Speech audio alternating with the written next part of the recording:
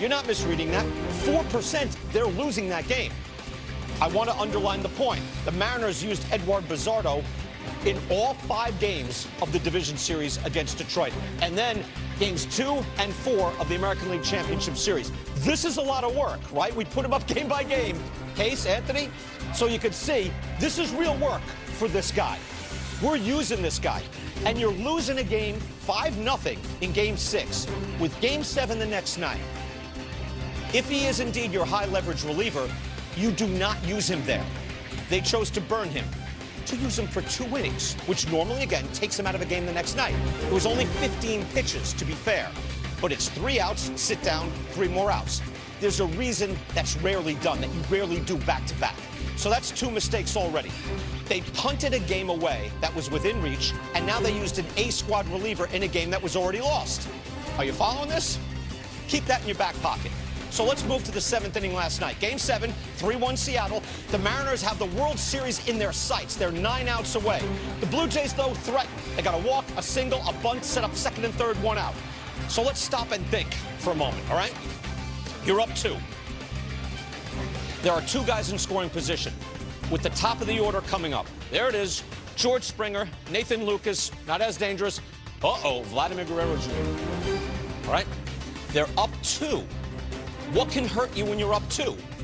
2nd and 3rd, right? 1 out. Top of the order coming up. That's what is in danger now. You're up 2, there's 2 on. The game is on the line. Right here, right now. This is the game. The pennant is on the line. It's going to be decided right now. In the bullpen is Seattle. You'll get to speak in a minute. Case, you'll get to speak in a minute. There have been bad choices in the postseason in recent years. The Mets sent Matt Harvey out for the 9th against the Royals, lost the World Series. Kevin Cash took Blake Snell out against the Dodgers. I defended that one, but they lost the World Series. I think this may be the worst. This isn't 20 years ago when relief pitchers waited out in the bullpen for the 9th inning. We use openers now. The Brewers were using their closer this week, working the 6th and 7th. Munoz is the move. He had thrown 7 1/3 innings in the postseason, hadn't given up a run or a single hit. You take your chances with the end of the game, but you need someone to put out the fire that is happening to your season right there in the 7th inning. You're up 2, 2 on, top of the order. Also, I hate to keep piling on, this would be George Springer's 3rd time this series seeing Bizzardo. He hadn't seen Munoz at all. It doesn't stop. This is clear as day, but no. It's a relief ace, Andres Munoz. Did you consider going to Munoz, and why did you like Bizzardo better than Munoz in that situation? Well, I mean, I think, like we said, Bizzardo's been doing it all season long and has been so consistent at it, and he's done such a good job all year. And, you know, we felt really comfortable with him out there, the way he's been throwing the ball, especially in this series, and you know, it was a good spot for him. No, Bizzardo has been good all year.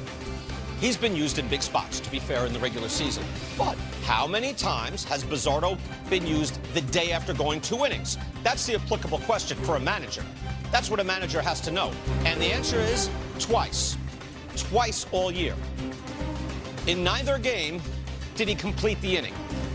He went 1/3 of an inning in July, 3 hits, 2 walks, 2 runs. They had to take him out. Then in September, he went 2/3, gave up 2 hits, got relieved. He didn't finish either of these innings. So actually, he hasn't been doing it all year. Not the way he was used last night. And in this case, your season can end. And it did. The game was on the line in the 7th. Dan Wilson and the Mariners did not meet the emergency. This was a very winnable game and a very winnable series. And instead, the Mariners are going home, have never been to a World Series. And that's a real shame. Let us know what you think. How do you think Dan Wilson, I want to be trying to be fair here, how should he have handled George Springer's at bat in the 7th? You can stay with Brian Wu. You can go with Bizzardo. Go with Munoz. You can intentionally walk Springer. You have options. Let us know what you think. We'll have it for you a little later on in the show. Managerial check right off the bat. Wow. Anthony Recker is here. Wow. Sean Casey is here. Are we ready, gentlemen? Wow. A lot to absorb. I had to, like, withhold things, Case, because it's like, wait, he hadn't even seen, he'd seen Bizzardo twice. He hadn't seen Munoz. Like, it just kept piling up. Right. All right, give me your take on that. Wow. Well, first off, wow. There was a lot of stuff there. That last point that you made only twice all year, and he made it a 3rd inning. 1/3 of an inning and 2/3 of an inning. Yeah. That was a big point. I did think when they went to commercial, right when Bizzardo was coming out of the bullpen, I just thought, oh, it's got to be Munoz. It's Munoz. It's got to Right. be Munoz Right. because he's only pitched a couple times in the postseason in this series. And you know, you're coming up. You're right. You've swung it. This is the game. It's 7th inning. It's 2nd and 3rd, 3-1. You got the big dogs coming up, and Springer and Guerrero are the two guys that can really beat you. I just thought right there, if you needed Bizzardo later, or if you needed to line it up, and the other point that Dan made, which I understand him saying that we've been doing this all year. Yeah, but that's for 162 games. With 162 games, guys have to have roles. They got to set it up. When we're back against the wall, there is no tomorrow game. You've got to go with who your number one closer is right there. Right. Even if Bizzardo had been rested, if they're both equally rested, I go Munoz. Right. But you elected to burn the guy the night before. He's not good at that. All right, Anthony, go ahead. I mean, look, you call it all hands on deck for a reason. You do that because you want to use your best players in any and every situation possible to give your team the best chance to win. And realistically, what happened is you ended up with probably your second best reliever on the mound in what turned out to be the biggest spot in the game. And unfortunately, Dan Wilson's going to look back and say, I could have handled that differently, most likely. Now, when I look at this, I think, okay, so what was he thinking? I know we heard from him, but I would also argue maybe he's thinking, well, it's the 7th inning, there's only one out. Good chance I see the top of this order again. I want Munoz for that spot. And I understand that thinking, but because of the way the situation played out, because there were 2 runners on, and that felt like, to your point, this is where we need to bring in Munoz because we have to put out this fire. This is the one. Right. What's in front of you, deal with that. It's like when you're in a Game 6 and you know there could be a Game 7 tomorrow. We got to win Game 6 first. This is winner take all. If we don't win this game, we go to a Game 7. We're going all in. We'll deal with tomorrow.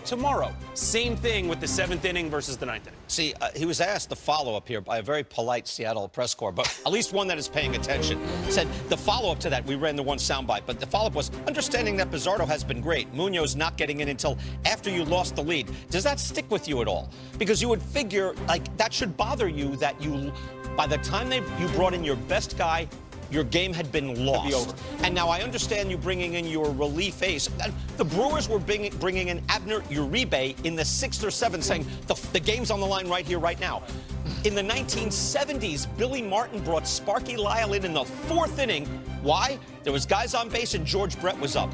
That's in the 70s case. So, we've gotten stuck in this thinking, and somehow I think he's stuck in that thinking that he's my closer. I got to wait for my big guy. Yeah. No, the game's happening now. Yeah, and a few years ago when we saw Tito bring in Andrew Miller, I think that was one of the first times in this generation we're like, wow, he's bringing him in the 5th or whatever. How uncomfortable for the opponent. How uncomfortable, right. Big situation. You're bringing in a guy that's going to shut this down. Right. He's a strikeout type pitcher. Munoz is a guy that could put out the fire right there. Punch out and then whatever. But yeah, I actually think if Dan is going to look at this and say, I should have done this different. I think so. It didn't seem with the way he was answering it. Another thing that springs